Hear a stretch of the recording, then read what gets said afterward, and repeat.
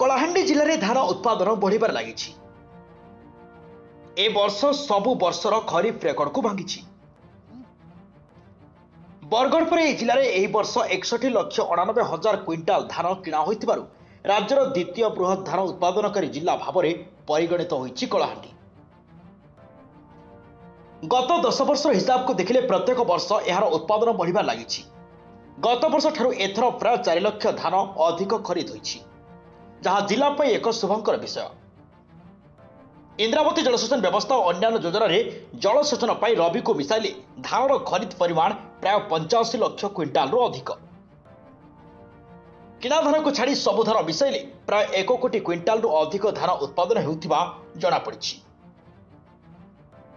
हेले से अनुसार मंडीर व्यवस्था ठीक न रहिबा, एबे भी खोला आकाश तले मंडी चलिबा एवं चाषी कटनी छटनीर शिकार हेउथिबारु एतिकिरे चाष रहिछि। एसबु बंद हेले एही चाषर परिमाण आहुरी 1.5 गुण बढ़िज बोली आकलन करा जायछि। एमिति गोटे समय राज्य में 1 नंबर जिला भी होई पारे बोली विशेषज्ञ माने आकलन करुछंती।